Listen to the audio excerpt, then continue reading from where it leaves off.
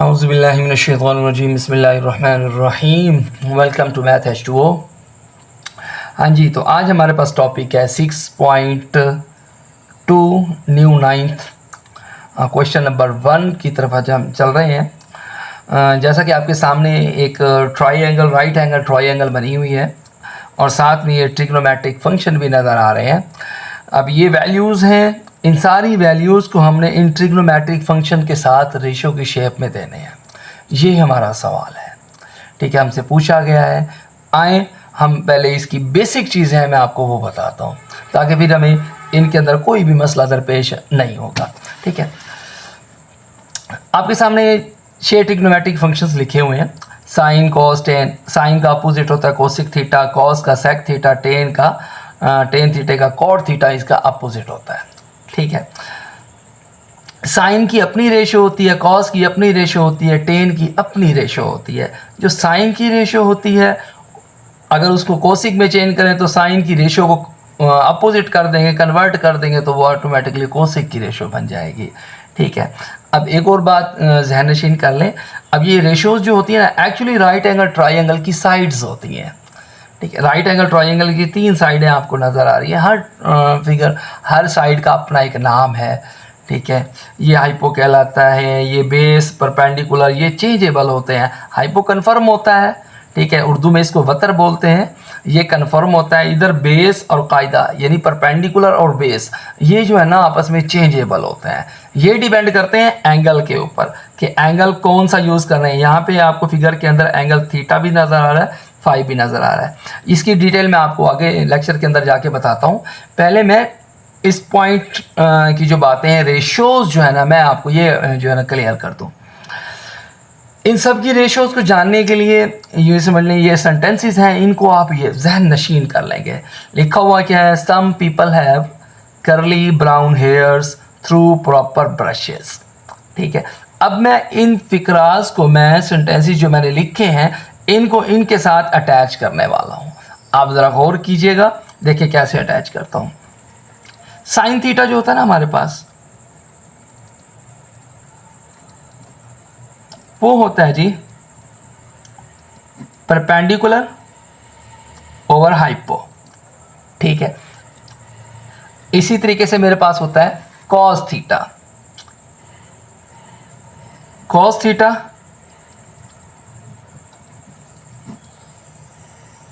Base over hypo. ठीक है, इसी तरीके से आपके पास होता है tan theta is equal to perpendicular और बेस। ठीक है, ये 3 ट्रिग्नोमेट्रिक फंक्शंस की मैंने रेशोज आपके सामने लिख दी हैं। अब इन रेशोज का जो ताल्लुक है ना, इन सेंटेंसेस से है। ये बंदा भूल जाता है, इंसान है, लेकिन ये जो फिक्राज है ना, इनको अगर आप याद कर लेंगे ना तो आपको भूलने के चांसेस जो है ना इंतहाई कम हो जाएंगे। ठीक है, अब ज़रा गौर कीजिएगा, मैं ये जो रेशोज़ मैंने लिखी है ना, इनको मैं इनके साथ अटैच करने लगा हूँ। थोड़ा सा गौर कीजिएगा, ये मैंने लिखा है एस, सम का जो एस है इंडिकेट करता है साइन थीटा को। ठीक है, इस तरह पीपल का जो पी है ये इंडिकेट करता है परपेंडिकुलर को। ये हैव का जो एच ये रिप्रेजेंट करता है हाइपो। ठीक है, तो sine theta is equal to perpendicular over hypo. ये पहली रेशो क्लियर हो गई आपको। दूसरी पे आ जाए, करली सी रिप्रेजेंट करता है कॉस थीटा को, और बी रिप्रेजेंट करता है बेस को, एच हेयर्स ये रिप्रेजेंट करता है हाइपो को। ठीक हो गया, तो इस तरह curly brown hair cos theta is equal to base over hypo. ठीक है, सिमिलरली टेन थीटा की हम बात करते हैं, ये टी से टेन थीटा। ठीक है, और ये पी प्रॉपर का पी इंडिकेट करता है परपेंडिकुलर को। सिमिलरली ब्रशेस का बी इंडिकेट करता है बेस को। ठीक है, यानी टेन थीटा फाइनली हमारे पास आ गया परपेंडिकुलर ओवर बेस। उम्मीद करता हूँ आपको ये 3 फंक्शन जो है ना अच्छे से दिमाग में बैठ गए होंगे। अच्छा, अगली बात आ जाती कोसेक की। अब कोसेक को आप कोसेक थीटा, ये जो हमारे पास इसकी वैल्यू को, इसकी रेशो को आप अपोजिट करते हैं, hypo over perpendicular. Done. Similarly cos का है सेक थीटा, ये हाइपो ओवर बेस कर दें। इसी तरीके से tan theta perpendicular over base होता है, तो हम इसका कॉट हम लिख रहे हैं, कॉट थीटा, वो हमारे पास हो जाएगा बेस ओवर परपेंडिकुलर। ठीक है, ये 6 की 6 रेशोज आपके आंखों के सामने है। इन्हीं की मदद से ये क्वेश्चन नंबर 1 सारा कंप्लीटली सॉल्व आउट होना है। ठीक है, अभी मैं आपको इस फिगर में से परपेंडिकुलर बेस जो है ना निकालना बताऊंगा कि बेस किसको कहते हैं, परपेंडिकुलर किसको कहते हैं, एंगल के हिसाब से किसको कहते हैं। वैसे तो आपको पता ही होगा बेस क्या है, परपेंडिकुलर है, लेकिन जब थीटा और फाई दोनों इकट्ठे आ जाते हैं तो कन्फ्यूजन हो जाती है, वो कन्फ्यूजन मैंने दूर करनी है आपकी। अच्छा जी, ये तो हो गया एक ट्रिक समझ लें इन साइन फंक्शन ट्रिग्नोमेट्रिक रेशियोज़ के लिए, हाइपो बेस वगैरह फाइंड आउट करने के लिए। अब मैं यही चीज़ है ना आपको मैं उर्दू मीडियम के बच्चों के लिए बता रहा हूँ। ठीक है, उर्दू मीडियम के बच्चे आप ज़रा गौर करेंगे कि उनके लिए क्या है इसके अंदर, उनके लिए भी एक ज़बरदस्त सा ट्रिक है, वो यूज़ करेंगे तो इंशाल्लाह कभी मसला नहीं होगा। 3 बातें मैं आपको बता रहा हूँ। जैसे ये होता है ना, ये तरतीब ध्यान में रखें, साइन थीटा होगा एक आपके पास, कॉस थीटा होगा एक आपके पास, टेन थीटा होगा। ये 3 बातें और तरतीब के साथ याद रखनी है, साइन कॉस एंड टेन। ठीक है, उसके बाद उर्दू मीडियम के बच्चे क्या करेंगे, 3 लफ्ज़ याद रखेंगे, गौर से समझेंगे। आइन वाओ आओ, काफ वाओ काओ, आइन काफ अक। ये 3 लफ्ज़ जो है ना यूँ समझने आपके लिए आसानी पैदा करेंगे। ठीक है, अब साइन थीटा रिप्रेजेंट करता है आओ, कॉस काओ, टेन अक। अब ये आओ क्या चीज़ है, एक्चुअली एन जो है ना आइन, ये रिप्रेजेंट करती है अमूद को, और ये वाओ जो है ना ये रिप्रेजेंट करती है वतर को। ठीक है, इस तरह कॉस सिटी के लिए काओ मैंने चूज़ किया। अब काओ का जो कॉफ है ये चूज़ करता है कायदा, और वाओ जो है ना ये जो है ना हम यूज़ करते हैं वतर के लिए। सिमिलरली टेन के लिए अक, ये आइन है, पहले आइन आपके पास आ गया अमूद, और ये काफ आपके पास आ गया कायदा।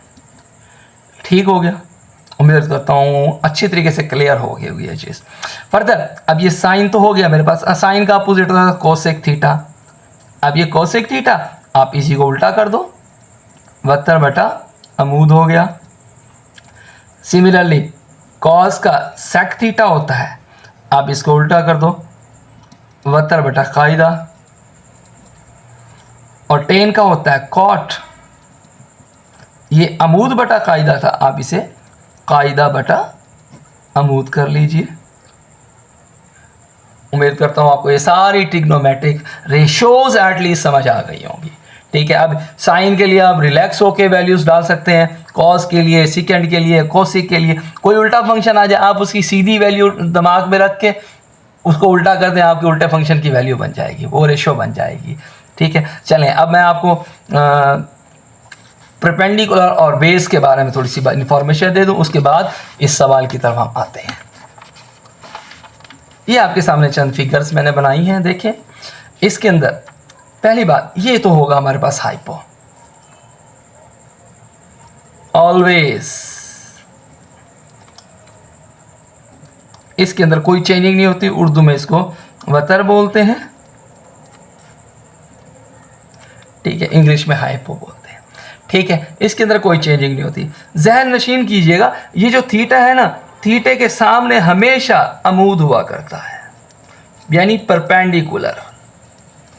ठीक हो गया, जब ये परपेंडिकुलर हो गया तो पीछे बात तो ये साइड जाती, इसको हम बेस कह देंगे, उर्दू में बात करें तो कायदा।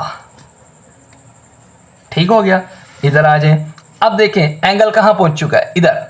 पहले इधर था तो इधर अमूद था, अब ये एंगल इधर आ चुका है तो इसके सामने हमेशा परपेंडिकुलर होता है। अब ये इस साइड की तरफ हम जाएं तो ये हमारे पास परपेंडिकुलर होगा, हो गया परपेंडिकुलर। सिमिलरली अब जिस साइड के साथ एंगल बन रहा होता है उसको हम बेस कहा करते हैं।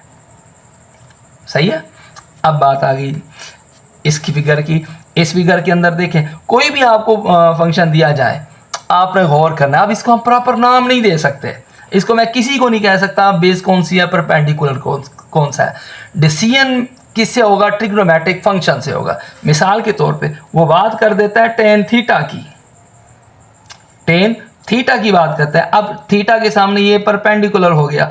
अब टेन थीटा मैं आप दिमाग के अंदर लेके आऊं through proper brushes, proper brushes, ये परपेंडिकुलर और बेस हो गया। अब मेरे पास परपेंडिकुलर क्या है, क्योंकि थीटा यूज हो रहा है। अब थीटे के सामने परपेंडिकुलर था, परपेंडिकुलर कहते हैं एसी, मेजरमेंट एसी, ये परपेंडिकुलर हो गया। इसी तरीके से बेस ऑटोमेटिकली नीचे बेस, ये तो वतर तो कांस्टेंट है, ये मेजरमेंट बीसी। समझ में आया नहीं आया? ठीक है, ये चीज क्लियर होगी ना। ये चीज इंडिकेट करते हैं। सिमिलरली आपके पास आ जाता है कॉस फाई, कॉस फाई। अब कॉस को याद कर रहे हैं, करली ब्राउन हेयर यानी बेस ओवर हाइपो। उर्दू में बात करें कौ, सेकंड है ना कौ, कायदा बटा बतर। ठीक है, कॉस फाई हाइपो। अब मुझे साइड इंडिकेट करके देनी है, बेस चाहिए मुझे। पहले तो हाइपो तो हो गया कंफर्म, ये हाइपो हो गया जी एपी, मेजरमेंट एपी, ओके हो गया। ये आगे बेस का मसला है, बेस ये बनता है या ये बनता है। ये देखो एंगल कौन सा है, एंगल 7 फाई आया हुआ है। फाई के सामने जो ना परपेंडिकुलर होगा, यानी ये तो हो गया परपेंडिकुलर, पीछे ये बच जाता है, ये आपके पास बेस हो जाएगी। अब आपको बेस चाहिए, मेजरमेंट एसी। ठीक है, यही चीज़ हमने क्वेश्चन नंबर 1 के अंदर जो है ना बतानी है। उम्मीद करता हूँ ये बातें सारी आपको अच्छे से समझ आ गई होंगी। आए क्वेश्चन की तरफ चलते हैं। ये यूँ समझ ले, मैंने आपको क्वेश्चन नंबर 1 समझाने के लिए तमहीद बांधी है। पहले ये सारी वैल्यूज़ मैंने आपको बता दी हैं, अब आसानी से आप फाइंड आउट कर सकते हैं। साइन थीटा पे आए, ठीक है, मैंने आपको फार्मूला बताया। साइन थीटा ये रहा, सम पीपल है, उर्दू में बात करें साइन अमूद बटा बतर। ठीक हो गया। अब आप पहले फार्मूला लिख लें, फार्मूला लिखने की ज़रूरत नहीं है लेकिन आप प्रैक्टिस के तौर पे लिख लें। सम साइन थीटा,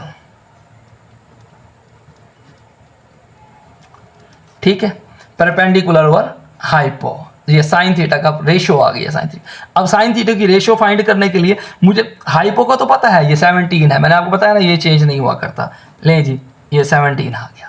ठीक है, उसके बाद परपेंडिकुलर का इशू है, परपेंडिकुलर ये बनता है या ये बनता है, जरा गौर करें। हमने क्या थीटा, थीटे के सामने परपेंडिकुलर होगा, ये ले जी 8 आपका परपेंडिकुलर हो गया, अमूद हो गया। समझ में आया? कॉस थीटे की हम बात करते हैं, अब ये मैं उर्दू मीडियम के लिए बता देता हूँ। कॉस थीटा काओ, कायदा बटा वतर, कायदा बटा वतर आपके पास हो गया जी। अब इसका लिख दें आप जी, कायदा बटा वतर। अब देखें कायदा तो यूँ समझ ऑप्शनल है हमारे पास, वतर जो है ना, वतर जी हमें पता है क्या है 17। इसको पहले सर्च करना पड़ेगा। कायदा ये एंगल है, एंगल के सामने परपेंडिकुलर, तो नीचे आपके पास कायदा बन जाएगा। कायदा क्या है 15। लें जी, ये कॉस थीटे की वैल्यू आ गई। समझ में आ गया नहीं आ गया? सिमिलरली हमारे पास आगे चलते हैं। टेन थीटा, टेन थीटा आपके पास क्या है जी, थ्रू प्रॉपर ब्रशेस। मुंह से सेंटेंस बोले, ये वाले तीनों सेंटेंस मुंह से सेंटेंस बोले, लिखे परपेंडिकुलर बेस। ठीक हो गया, जैसे मैंने बोला थ्रू प्रॉपर ब्रशेस, लिखा परपेंडिकुलर बेस। अब थीटे के हिसाब से परपेंडिकुलर, ये थीटे के हिसाब से परपेंडिकुलर 8 हो गया और बेस ऑटोमेटिकली 15 हो गई। ठीक हो गया, ये टेन थीटे की रेशो आ गई। अब आ रहे हैं सेक थीटे की तरफ। सेक थीटा, अब यहाँ पे थोड़ा सा दिमाग घुमाने वाली बात है। सेक थीटा आप दिमाग के अंदर ये लेके कि सेक किसका अपोजिट है, ये देखें सेक किसका अपोजिट है, कॉस का। ठीक है, अब कॉस, कॉस किसके बराबर होता है, करली ब्राउन हेयर।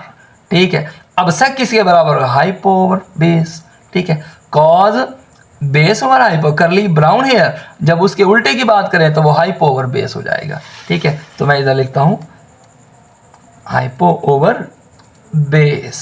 डन हो गया। ठीक है जी, अब हाइपो, हाइपो तो कन्फर्म है 17। आगे बेस की बात आ गई, एंगल क्या है थीटा, थीटे के सामने परपेंडिकुलर, नीचे बेस हो गया। लें जी, ये बन रहा। आगे आ जाए जी कॉट। अब आप जरा गौर कीजिएगा, ये टेन का अपोजिट है, टेन था थ्रू प्रॉपर ब्रशेस, तो ये कॉट है, क्या हो जाएगा ब्रशेस प्रॉपर, ठीक है, अपोजिट हो जाएगा, यानी बेस ओवर परपेंडिकुलर। टेन जो होता है परपेंडिकुलर और बेस, कॉज होगा कॉट होगा base over perpendicular, base over perpendicular. अच्छा जी, अब जरा गौर करें, बेस चाहिए मुझे, परपेंडिकुलर भी चाहिए। अब ये डिसीजन कौन लेगा इसका, फाई, फाई के सामने परपेंडिकुलर। अब फाई की बात आ रही है, इसकी नहीं आ रही, थीटे के हिसाब से परपेंडिकुलर ये, फाई के हिसाब से परपेंडिकुलर ये बन जाता है। अब मुझे चाहिए परपेंडिकुलर, ले जी, फाई के सामने परपेंडिकुलर, ये 15 आ गया जी, इसके सामने ये बेस। जिस एंगल जिस साइड के साथ बन रहा होगा वो हमेशा बेस होता है, एंगल के सामने जो साइड होती है वो परपेंडिकुलर होता है, ठीक है। सिमिलरली हमारे पास कॉस फाई है, कॉस का मैंने आपको बता दिया, कॉस काओ कायदा बटा बतर आपके पास आ जाता है, ठीक है, उर्दू में तो लिख रहा हूँ मैं कायदा बटा वतर, ठीक है। अब यहाँ पे क्या चीज़ है, मुझे कायदा चाहिए और वतर चाहिए, वतर तो मिल गया 17। अब कायदा है क्या, फाई, फाई ये खड़ा है, फाई के नीचे जिधर बनेगा वो आपके पास कायदा होगा, ये 8 cm। ये है जी ट्रिग्नोमेट्रिक रेशोज।